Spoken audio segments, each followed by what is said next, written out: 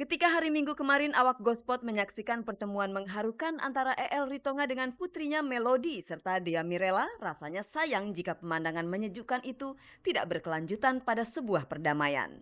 Tapi apa mau dikata, hari Senin kemarin sidang gugatan cerai EL Ritonga kepada Dea tetap digelar di Pengadilan Agama Bekasi untuk kedua kalinya. Aura kemesraan yang sehari sebelumnya tercipta seakan luntur dan terlupakan. Dea bersikap acuh tak acuh saat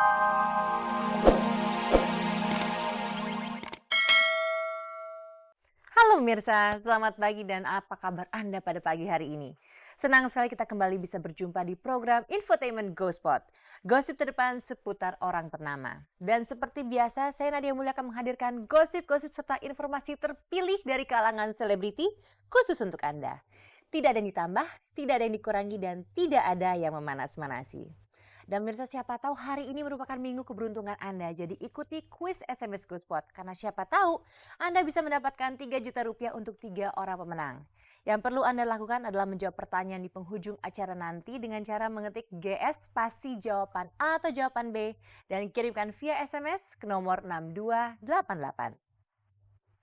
Dan pemirsa, bersama Ghospot Anda tidak perlu was-was ketinggalan berita. Dan inilah saja informasi yang segar bagi Anda yang memang haus akan berita dari dunia selebriti. Dea Mirela dan EL Ritonga akhirnya rujuk. Alia Rohali akhirnya akan menikahi pacarnya yang berusia 40 tahun. Ikang Fauzi, Andre Hehanusa, dan Gusti Randa bertanding bola di Gorontalo. Sedangkan Cynthia Lamusu manggung di kampung halamannya bersama Emi Tri.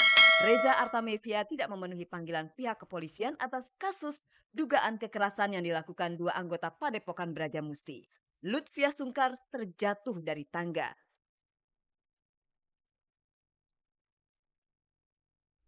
Pemirsa, bagi Anda yang sempat mendoakan supaya El Ritonga dan Dea Mirela bisa rujuk, rupanya doa Anda dikabulkan pemirsa. Akhirnya di hadapan para majelis hakim, EL dan Dea mengatakan bahwa mereka akan kembali rujuk. Wah, selamat ya buat kalian berdua ya. Dan semoga ini merupakan awal yang baik untuk memperbaiki hubungan yang sempat renggang. Dan untuk lebih lengkapnya pemirsa, kita saksikan bersama berita pertama kita untuk pagi hari ini.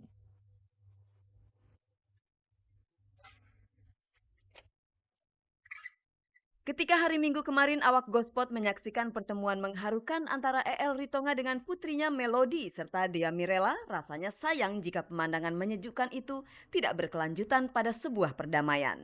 Tapi apa mau dikata, hari Senin kemarin sidang gugatan cerai EL Ritonga kepada Dea tetap digelar di Pengadilan Agama Bekasi untuk kedua kalinya. Aura kemesraan yang sehari sebelumnya tercipta seakan luntur dan terlupakan. Dea bersikap acuh tak acuh saat EL menghampiri dan duduk di sebelahnya. Rasanya sebuah keajaiban jika akhirnya mereka berdamai. Setelah menunggu cukup lama sidang cerai tertutup ini selesai, Hakim Ketua Majelis pun mengutarakan sebuah kabar gembira. Karena antara Dea dengan EL ini akan rukun lagi. Jadi perkaranya dicabut dan mereka ini sepakat untuk membina rumah tangga kembali. Alhamdulillah ya. Kini Dea Mirela bisa berlega hati. Keinginannya untuk mengembalikan keutuhan rumah tangganya bersama EL telah terwujud. Perasaan aku ya akhirnya El tahu harus pulang kemana. Dari awal saya juga kan udah menyatakan kalau saya tidak pernah mau perpisahan. Sehingga apapun yang resikonya yang harus saya ambil saya akan lakukan jika memang hal itu yang bisa mempersatukan kami kembali. Tidak terlepas juga dari diri saya sendiri dan mungkin dari Dea ya atas kesadaran kita sebenarnya semua ini terjadi perdamaian ini. Mungkin rasanya sulit bagi keduanya untuk meredam ego masing-masing setelah apa yang terjadi di masa lalu. Tapi tentu ada pertimbangan lain mengapa akhirnya jalan damailah yang dipilih. Pertimbangan saya juga saya ingin memaafkan apapun kesalahan suami saya yang selama ini sudah terjadi. Saya sudah melupakan semuanya gitu. Maksudnya bukan berarti melupakan, saya sudah mau menutup itu dan saya ingin memulai hidup baru buat saya dan anak saya. Dan yang sangat besar pengaruhnya buat saya adalah saat saya melihat Lodi. Itu yang paling besar pengaruh buat saya untuk perdamaian ini. Saya mohon maaf pada istri saya, Dea, atas kekhilafan saya selama ini. Saya mohon maaf.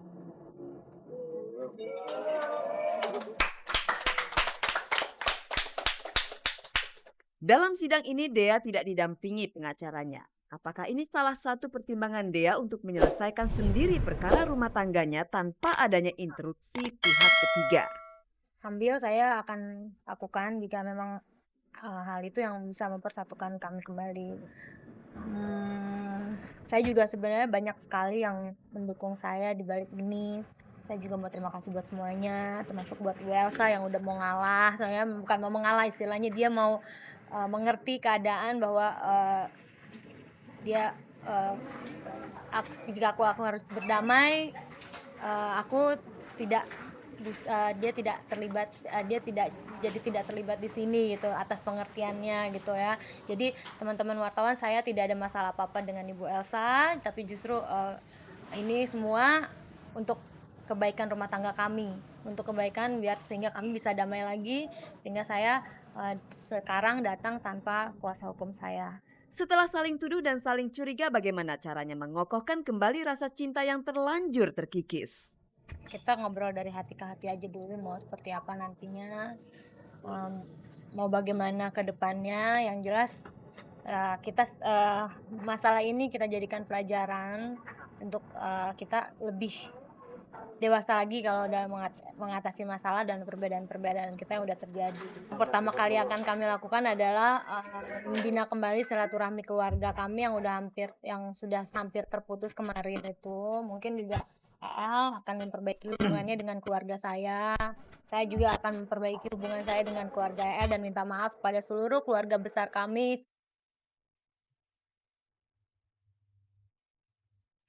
Di depan banyak orang berpelukan, di belakang jangan buru-buru dilepas ya pelukannya.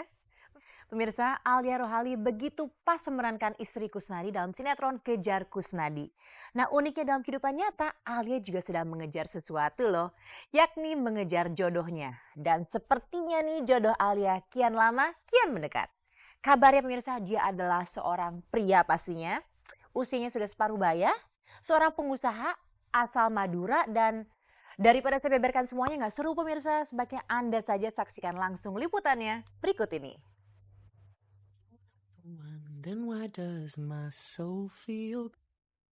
Alia Rohali belakangan ini kerap digosipkan mempunyai kedekatan khusus dengan pria-pria beristri seperti Helmi Yahya serta seorang petinggi sebuah bank pemerintah. Semua gosip itu dibantahnya. Kini gosip tentang Alia yang paling santer berhembus adalah keputusannya untuk menikah. Apakah salah satu pria yang disebutkan tadi yang akan mempersunting Alia?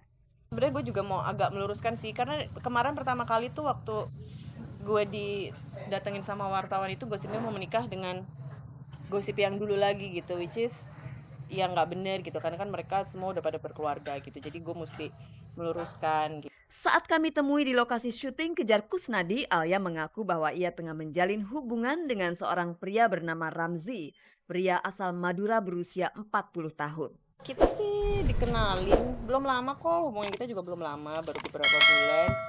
Kita dikenalin sama seorang temen gitu aja. Oh, status single. Kabarnya Ramzi sudah menemui orang tua Alia untuk membicarakan masalah pernikahan. Pertemuan itu kabarnya bertepatan dengan kunjungan Ramzi ke Singapura di bulan Agustus lalu, saat ayah Alia dioperasi karena penyakit kanker kelenjar ludah.